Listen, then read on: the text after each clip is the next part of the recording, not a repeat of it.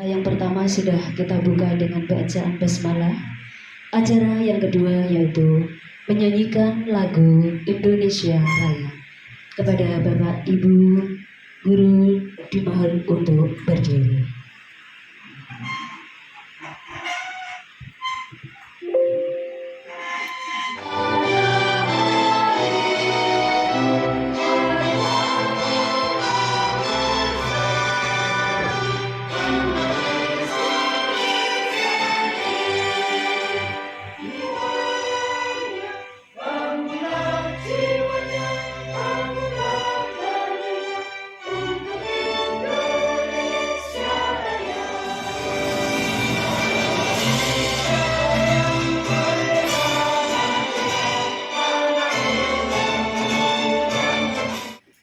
Indonesia wah tidak.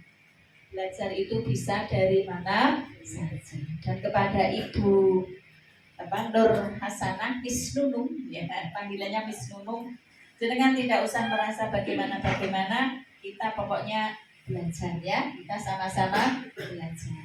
Yang yakin saja. Pokoknya teman-teman itu butuh cerita nih jenengan, menerapkan apa yang tertera di mudah-mudahan nanti waktu yang singkat ini bisa tercakup 3 loh ini. 3 loh ini, ada pembelajaran berdiferensiasi, kemudian ada implementasi proyek penguatannya, proyek penguatan P5, profil pelajar Pancasila, dan pemanfaatan platformnya Merdeka. Sehat, alhamdulillah juga kami bisa berkunjung bermain di SMP Negeri 1 Kaliori ini.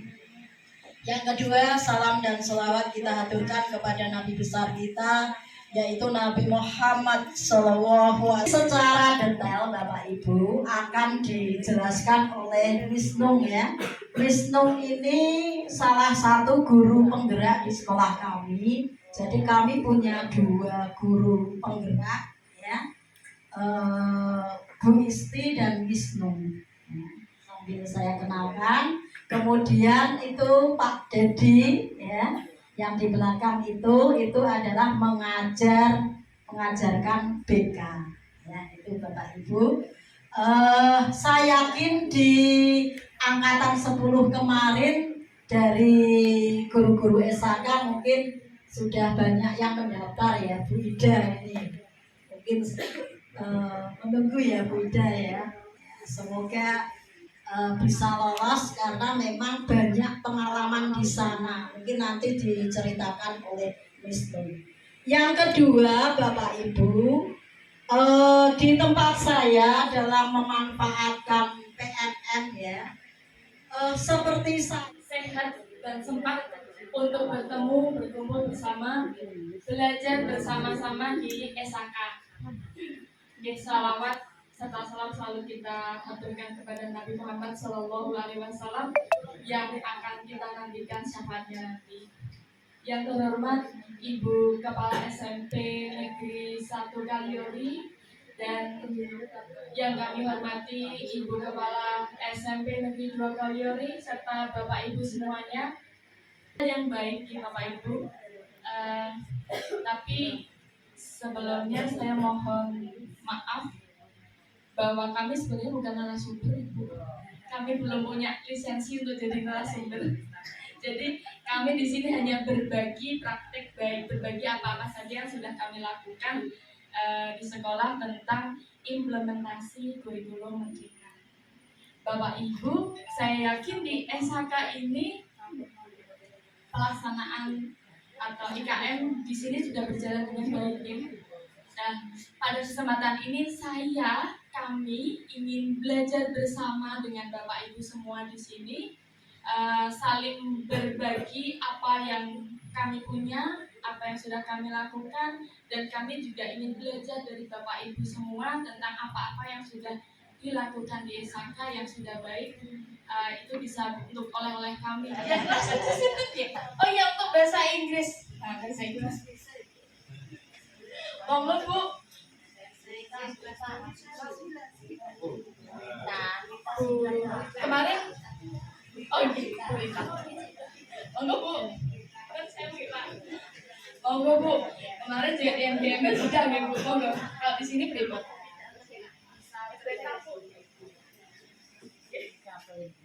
Terima kasih atas waktunya. Ini sebatas kemampuan saya katakan greetings.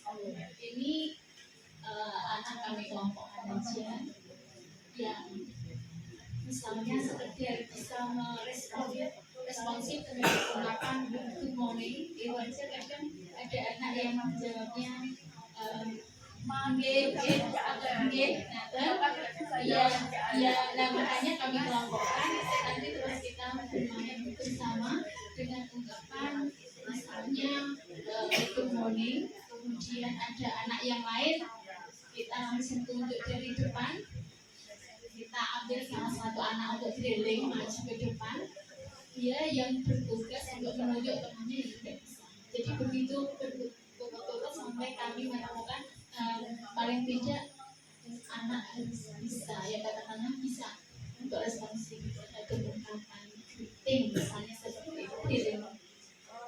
Jadi ada kurangnya mohon pencerahan. Terima kasih atas Terima kasih Bu Rita. Monggo untuk bahasa Jawa. Untuk bahasa Jawa, sehingga kami terus terang sesulit apapun kamu mencoba untuk mencari yang terbaik untuk anak. Di antaranya adalah keunikan anak-anak kami tidak bisa berbahasa Jawa Kromo. Untuk itu, untuk mengenalkan anak bahasa Jawa Kromo, setidaknya kami memberikan lagu yang berkaitan dengan bahasa Jawa Kromo. Untuk anak kelas 7 kecil, saya perkenalkan mulai dari kata selamat pagi, siang, sore sampai malam. Dan setelah itu anak kan unggah-ungguh anak semakin berkurang. Dan karena berkurang itu kami perkenalkan kalimat ucapan matur nuwun, yang kedua ucapan permisi, dan ucapan minta tolong dalam bahasa Jawa Kromo. Penerapannya terus terang kami dalam bahasa Jawa kelas 7 utamanya anak saya suruh berdiri semua. Saya suruh berdiri semua, yang betul maka dia yang duduk. Setelah itu teman sebelahnya kalau tidak bisa menjawab, si anak yang kedua kalau tidak bisa menjawab, maka akan ditolong anak yang bisa menjawab. Anak yang bisa menjawab, dia akan menunjuk siapa temannya yang diperbolehkan duduk. Caranya seperti berantai. Berikutnya lagi, kalau yang sebelahnya tidak bisa menjawab, maka berdiri. Sampai berikutnya, kalau bisa menjawab, maka temannya yang dia inginkan untuk duduk, maka dipersilakan untuk duduk. Itu satu kegiatan saya, modelnya berantai. Yang kedua, kegiatan saya untuk menjawab pertanyaan di papan tulis mudah. Anak saya suruh maju satu. Kadang kan anak dibantu teman-temannya kalau menjawab. Itu menjawab satu, kemudian kalau dia tidak bisa maka terpaksa dia berdiri papan tulis. Kemudian Berusaha untuk membuat anak-anak senang dalam mengikuti pembelajaran. Memang karakter anak-anak kita, anak-anak ibu, panjenengan dengan sekolah di sekolah kami itu hampir mirip ya Bu. Baik Bapak Ibu, kami ingin berbagi tentang pembelajaran berdiferensiasi itu seperti apa. Kalau yang tadi disampaikan oleh Bu Sabto dan Bu Rita itu sungguh pembelajaran yang menyenangkan untuk anak-anak. Tentu anak-anak bersemangat ya untuk saling menyelamatkan, itu juga bisa untuk menumbuhkan jiwa sosial. Kasihan temanku itu gak duduk-duduk, saya harus menyelamatkan itu biar segera duduk. Mungkin seperti itu ya. Oke, Bapak Ibu, izinkan saya membagikan modul saya untuk agar saya bisa membantu saya untuk menjelaskan tentang greeting ya. Greeting bisa, atau yang descriptive text juga bisa. Ini saya akan berbagi dulu tentang greeting Bapak Ibu. Jadi begini,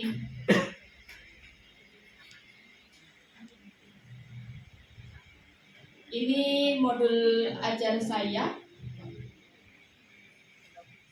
apa? Cerita sedikit biar kami juga belajar.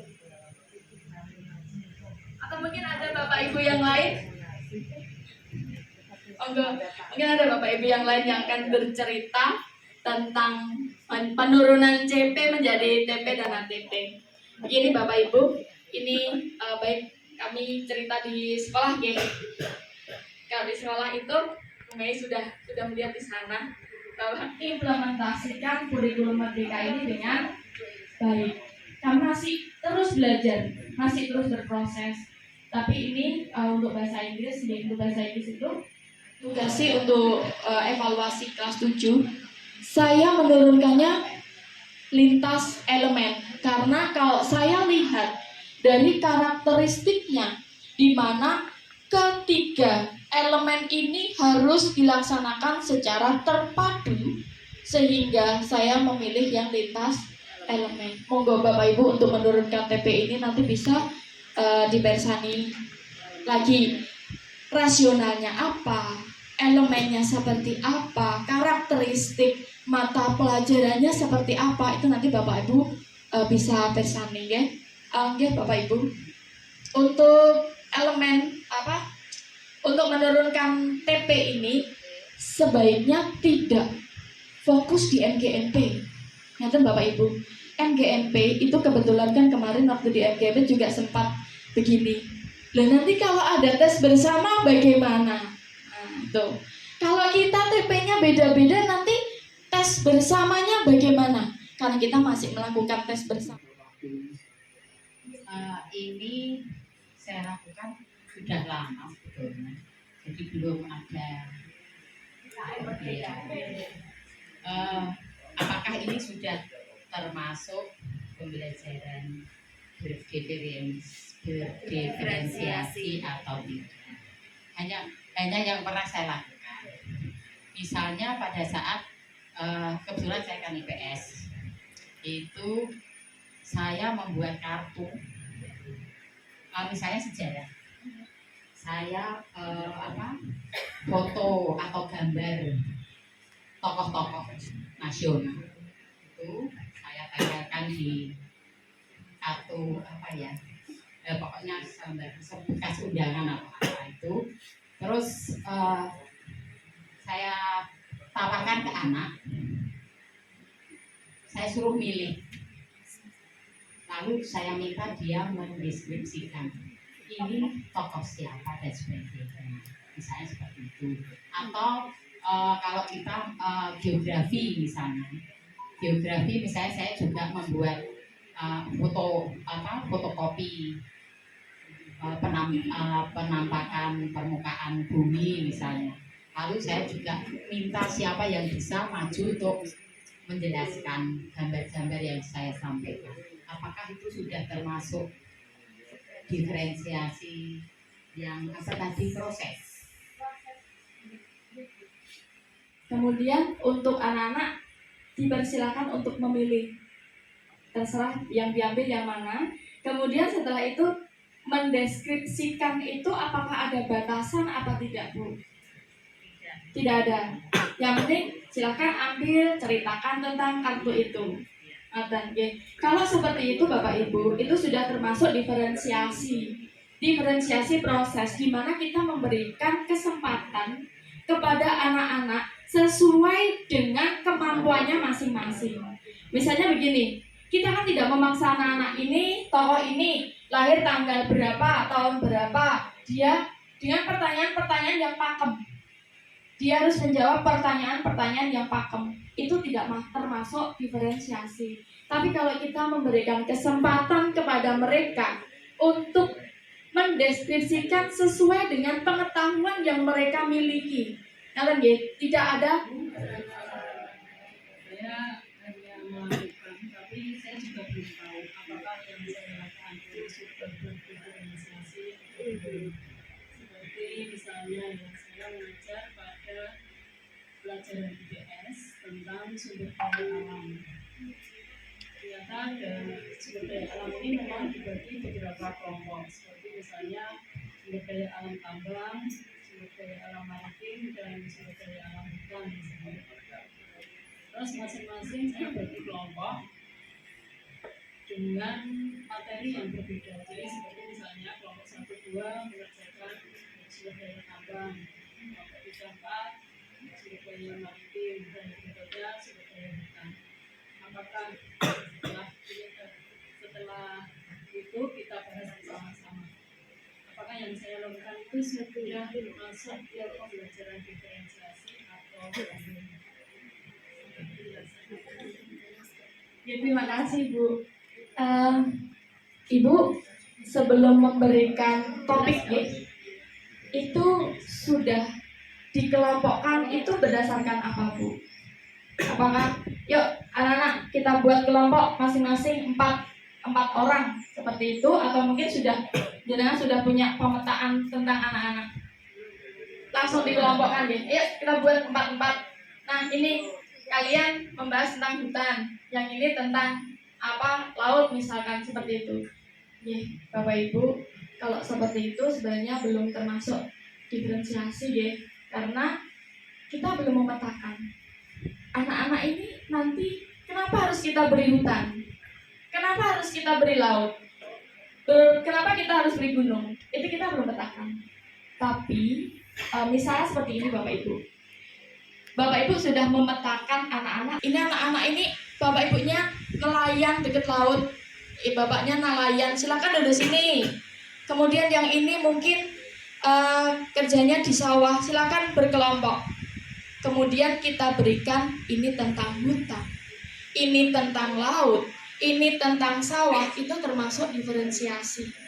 Karena kita sudah mengetahui latar belakang anak-anak, kita sudah membedakan latar belakang anak-anak, sehingga kita bisa memberikan konten yang sesuai dengan kebutuhan anak-anak.